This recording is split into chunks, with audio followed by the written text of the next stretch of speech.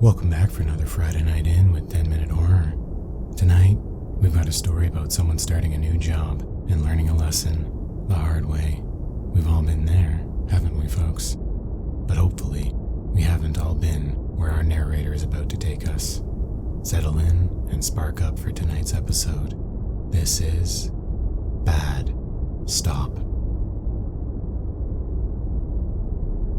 I had just been a few weeks in on the job and was already familiar with most of the routes through the city. I'd driven buses before and already had some disturbing experiences, but this one, I still can't explain. It was a late Thursday and I was almost finished, but one of the other drivers on the night route called in sick. As the new guy, I was slotted in to replace him. It was a route I hadn't heard much about, but was the most straightforward ride through the city. There were only 2 turns on the entire run. The first turn was out of the main North Depot and onto Main Street North, which led through the city and out the other side, like a gunshot. The second turn was into the Main Street South Terminal, which was on the other side, and barely in the city at all. The approximate travel time was supposed to be 1 hour and 14 minutes, so I felt confident with it. Then, my supervisor became uneasy. There were certain routes with specific pickups that were classified as bad stops. They were the high incidence ones with muggings, assaults, and full-out swarmings of fully grown adults by teenagers. I was shocked when I heard about how often they happened. My supervisor said there was a bad stop on my route that night. It was near the end of the straightaway, just before the main South Terminal and the horseshoe back on the circuit. It was called the Shell Beach Stop. It was technically still operational, but I was told to avoid it, to always avoid it. The stop was in front of a massive series of public housing complexes. They'd opened up years ago, but quickly went under financially due to mismanagement. There was no money or interest in tearing them down or doing anything with the property, so they were abandoned as is and became the new residences of squatters from all over.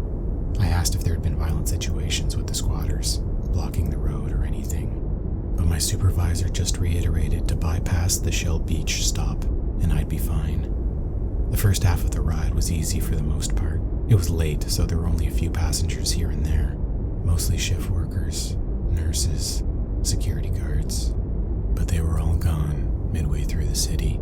I hadn't had a passenger in 20 minutes and had time to let my mind wander. I kept thinking about the Shell Beach stop, waiting somewhere ahead. There was a growing anxiety building inside me like I was driving into a storm. I watched the bus stop names come and go, thinking about how my supervisor seemed afraid of the stop. It felt like there was a deep personal warning from him just under the surface of what he said, like he himself had made the mistake of stopping at it. Ahead, something was moving across the road and pulled my attention back. It was too far to see clearly, but it looked like a person pushing something. I got closer and realized it was a lady pushing a baby carriage. She was shambling across the street and rushing up towards a bus stop, the next one on my path. Ding! The next stop was announced. Shell Beach. My stomach tightened as I watched the lady hobbling closer to the stop. I was going to beat her there, which meant it would be empty as I arrived. I fought with myself, trying to convince my conscience to pretend I didn't see the lady and continue on, to avoid the stop at all costs.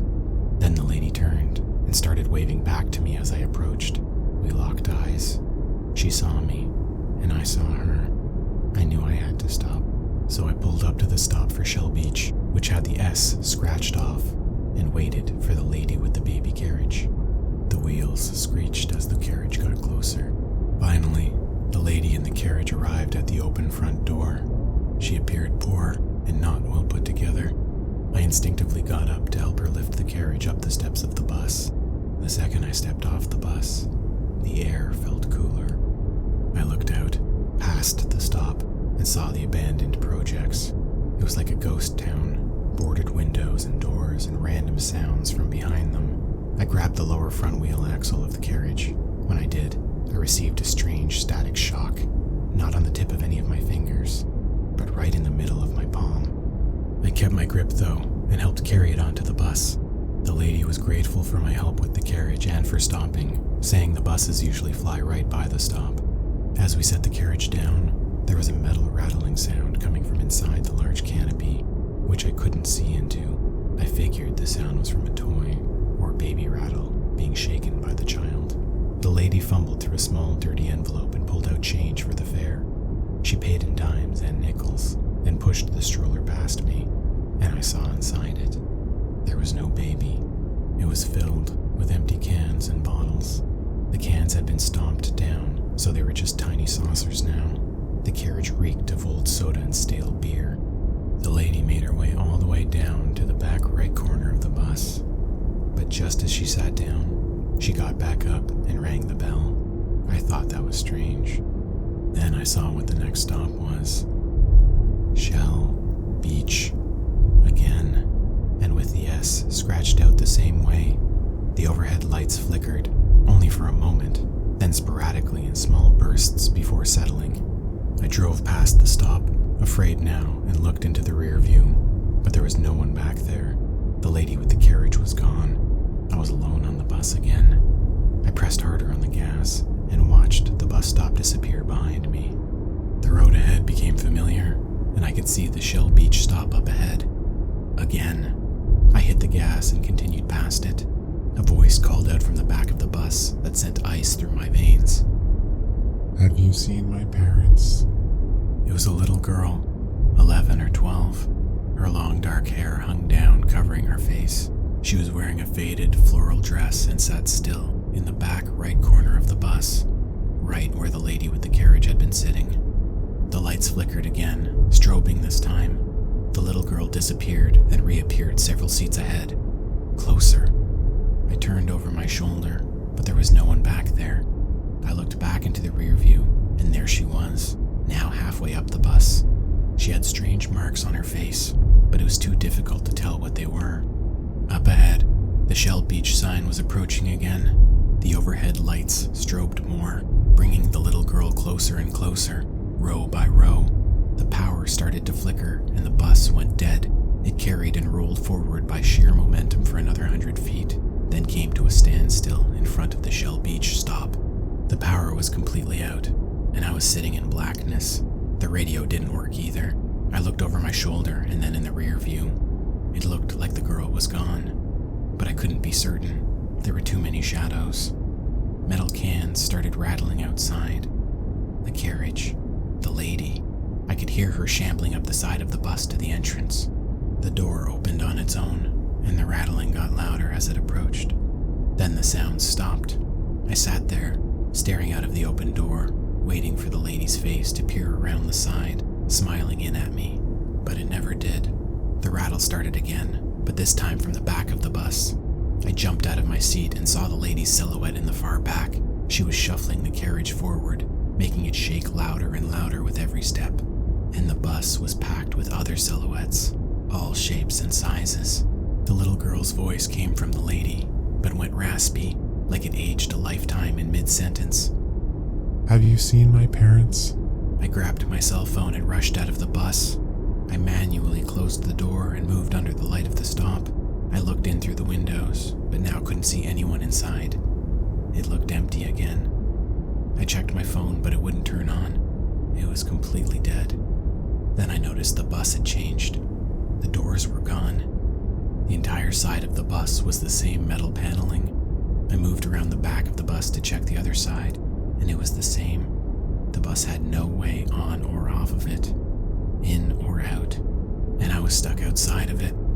I looked up and down the street, but a dense fog had enclosed us in. There was no main north or south terminals. There was only the vast expanse of the urban housing project behind the stop. A scream pierced out from somewhere in the dark complex. It sounded like someone was being murdered. The screaming got closer, moving in towards the bus stop.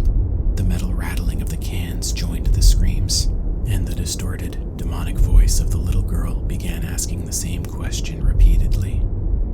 Have you seen my parents? Have you seen my parents? Just as movement was appearing from the shadows, I felt a rumble behind me. It was the bus. It was running again, and the front and back doors had returned and were open. I rushed to the front door and got back behind the wheel, slamming both doors shut and hitting the gas. I checked the rear view, but the bus was empty. It it was just me again. Up ahead, a new stop was coming up, Birmingham Road. I was so grateful to see anything other than Shell Beach. And it was empty too. I kept checking the rear view, making sure there wasn't something hiding between the seats, moving its way up. But nothing appeared, and I pulled into the Main South terminal to start the loop back. But halfway through the ride to Main North, the little girl was back. She was in the back right corner of the bus again, but I could only see her in the rear view. Again. There were other people I'd picked up along the way, but none of them seemed to notice the girl. Slowly, my other passengers trickled out until it was just an elderly nurse and the little girl.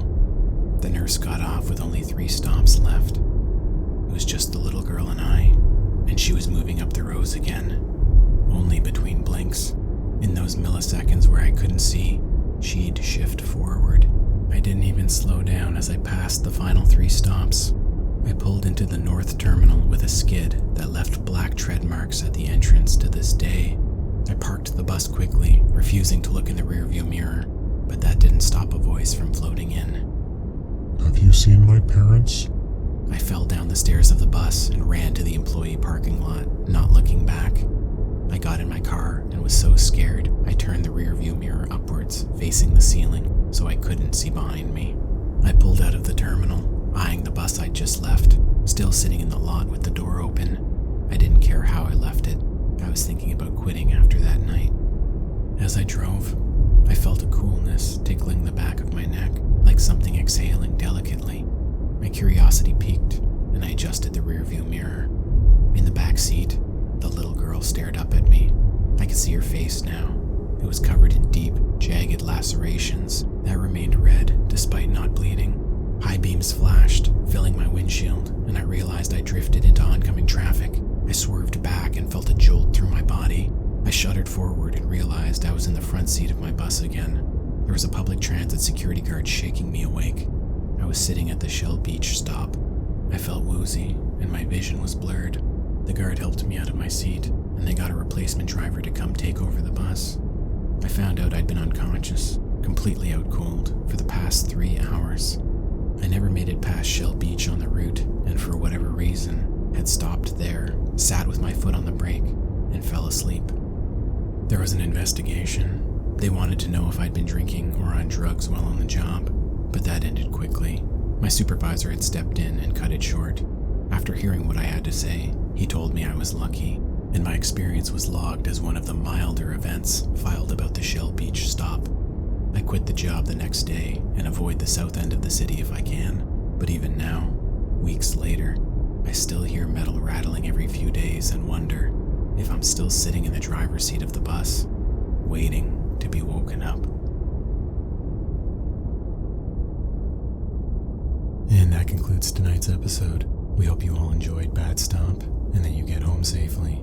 Come back next Friday night as we visit a story we've been wanting to explore for some time now, where we'll follow a sound technician who receives an audio recording of something horrifying and far beyond the limits of our world, even our imagination. We'll see you then.